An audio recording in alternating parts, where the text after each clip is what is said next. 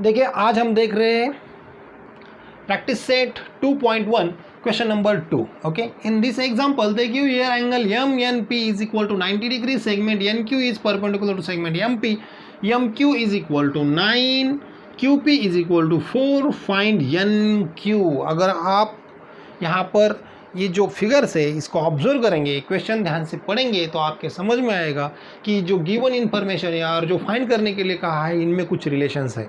जैसे कि last lecture में हमने एक ज्योमेट्रिक मीन की कंसेप्ट देखी थी. ज्योमेट्रिक मीन्स में मैंने आपको कहा था कि एक राइट एंगल ट्रायंगल होना चाहिए. राइट एंगल होना चाहिए, राइट एंगल में से हाइपोटेनियस पर अगर आप परपेंडिकुलर ड्रॉन करते हो तो परपेंडिकुलर ड्रॉन ये हाइपोटेनियस के जो दो पार्ट होते हैं उनका ज्योमेट्रिक मीन होता है. तो कंडीशन यहाँ पर भी कुछ वैसी है. यहाँ पर एक ट्रायंगल दिया है, उसमें एक एंगल 90 डिग्री है और 90 डिग्री का जो एंगल है वहाँ से हाइपोटेनियस पर एक परपेंडिकुलर ड्रॉन करने किया है. उसकी वजह से जो दो पार्ट हो गए उनका मेजरमेंट दिया है और ये जो परपेंडिकुलर ड्रॉन है वो फाइंड करने के लिए कहा है. तो हमें ये समझना चाहिए कि this perpendicular drawn is a geometric mean of these two parts. Okay, so we write here in triangle MNP. देखिए लिखना भी ज़रूरी है. यहाँ पर जो गिवन इन्फॉर्मेशन है वो बहुत ज़्यादा ज़रूरी है. गिवन इन्फॉर्मेशन पे से जो फाइंड करने के लिए कहा है वो हमें इस तरह से फाइंड करना है. देखिए in triangle MNP here angle n is equal to 90 degree. मतलब यहाँ पर जो ट्रायंगल दिया है वो राइट एंगल ट्रायंगल है, हमें भी वही चाहिए. राइट एंगल में से हाइपोटेनियस पर परपेंडिकुलर ड्रॉन अगर होता है, यहाँ पर भी वही दिया है. Segment NQ is perpendicular to segment NP. हम लिखेंगे segment NQ is perpendicular to segment की जगह पर हाइपोटेनियस भी लिख सकते हैं MP, है ना. हमने ये कंडीशंस देखा था. अगर ये कंडीशन है तो at this condition we see that segment NQ yes is geometric mean of segment MQ and segment QP. Right है ना. MQ एंड QP इस सेगमेंट का ये क्या है, ज्योमेट्रिक मीन है. ठीक है, और ये अगर ज्योमेट्रिक मीन है तो हमें पता है इनका रिलेशन क्या है. तो NQ square is equal to MQ into QP. यहाँ पर इंटू, यहाँ बहुत सारे बच्चे एडिशन का साइन देते हैं और यहाँ पर रॉन्ग कर देते. बहुत ही ईजी है. बस यहाँ पर मल्टीप्लाई की जगह पर अगर एडिशन हो गया तो आपका पूरा एग्जाम्पल्स रॉन्ग होता है. बहुत सारे बच्चे ईजी है इसकी वजह से इसकी तरफ ध्यान नहीं देते और गलत हो जाता है. तो ध्यान से देखिए और ध्यान से सॉल्व कीजिए. सो NQ हमें फाइंड करना है. तो ये this is as it is NQ square is equal to MQ दिया है 9 इंटू QP दिया है 4. So NQ square is equal to 36. So NQ is equal to under root of 36. So NQ is equal to 6, है ना. अभी यहाँ पर देखिए इन्होंने MQ इज इक्वल टू 9, इसको यूनिट नहीं दिया, यहाँ पर भी यूनिट नहीं दिया. तो हमारा जो आंसर है ऐसा नहीं छोड़ सकते. अगर यहाँ पर सेंटीमीटर मीटर कुछ भी नहीं है तो यहाँ पर हम यूनिट लिखेंगे और लिखना है. कोई भी आंसर ऐसा नहीं छोड़ना है. NQ is equal to 6 units. Is that clear. अगर यहाँ पर सेंटीमीटर होता तो हमें यहाँ पर आंसर सेंटीमीटर देना होता.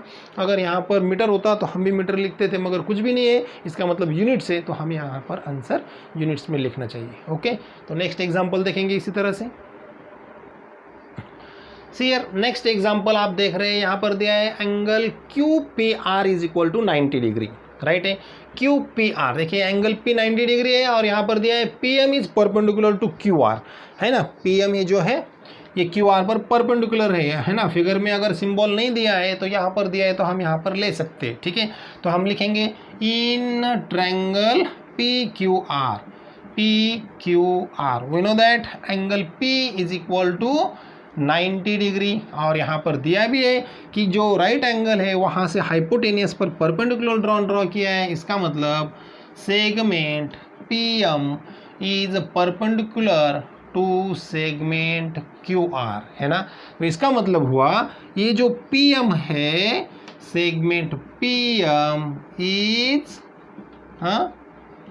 ज्योमेट्रिक मीन ऑफ सेगमेंट, कौन सी सेगमेंट, QM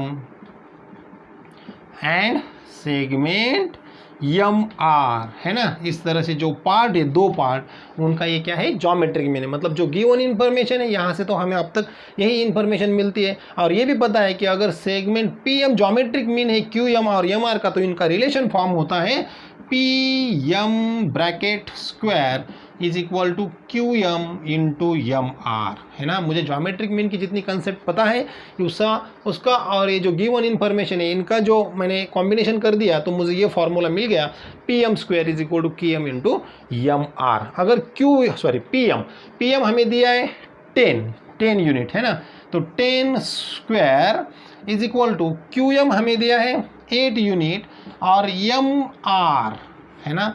तो एम आर ऐसा है कि वो हमें कुछ भी नहीं, फाइंड भी नहीं करने के लिए कहा है, फाइंड करने के लिए कहा हमें क्यू आर। तो हमारी डायरेक्शन चेंज हो रही है क्या, देखिए हमें फाइंड क्या करना है, क्यू आर फाइंड करना है। फाइंड क्या होगा हमारा यहाँ पर, एम आर। तो देखिए फिर से एक बार फिगर की और, एम आर फाइंड करने के लिए, यहाँ पर क्यू आर फाइंड करने के लिए कहा है और एम आर हमारा आंसर आ जाएगा। चलो ठीक है, हम एम आर तक तो फाइंड करके लेंगे, ठीक है।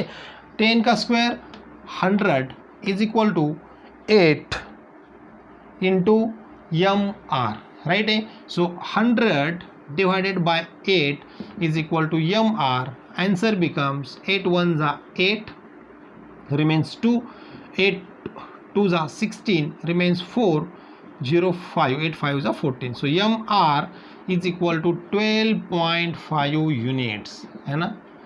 हाँ ठीक है, जिसको ये डिवाइडेशन समझ में नहीं आ गया मैं यहाँ पर बताता हूँ। 100 डिवाइडेड बाई 8, 8 1 जा 8 रिमेन्स 2, ये 0 एज इट इज़। 8 2 जा 16 रिमेन्स 4, है ना। यहाँ पर 8 से 4 को डिवाइड नहीं होगा, तो यहाँ पर हम पॉइंट देंगे, यहाँ पर 0 देंगे। 8 5 जा 40, 0 0, सो 12.5 इस तरह से आंसर होगा, ठीक है। हमारा आंसर क्या आ गया, M R is equal to 12.5 आ गया, ठीक है। तो ये एम आर हो गया 12.5। और फाइंड क्या करने के लिए कहा है, क्यू आर, ठीक है। तो ये दो कंसेप्ट से एक ही एग्जांपल में ये समझ में आना चाहिए कि क्यू आर फाइंड करने के लिए कहा है। तो हम यहाँ पर देख रहे हैं कि क्यू एम और एम आर, यहाँ पर भी एक रिलेशन उन्होंने दिया है। गिवन इन्फॉर्मेशन में कोई भी चीज़ बेकार नहीं होती, कोई भी चीज़ ऐसे ही नहीं देते, वो कुछ ना कुछ तो है मकसद। क्यू एम आर इसका मतलब क्या, M is betweenness of Q and R, okay. So if Q M R means that Q M plus M R is equal to Q R. तो क्यू आर ही फाइंड करने के लिए कहा है। तो ये जो गिवन इन्फॉर्मेशन है, यहाँ से हम फॉर्मूला फाइंड कर सकते हैं, Q R is equal to Q M plus M R, है ना। तो क्यू आर फाइंड करने के लिए कहा है, क्यू एम हमारे पास ऑलरेडी है, इसकी वैल्यू है 8 प्लस एम आर की वैल्यूज फाइंड हो गई 12.5 और 8 प्लस 12.5 इसकी एडिशन हो जाएगी 20.5। इसको भी हम देंगे यूनिट, इस तरह से। तो ये हो गया हमारा आंसर। इज दैट क्लियर, इस तरह से सॉल्व करना है, ओके।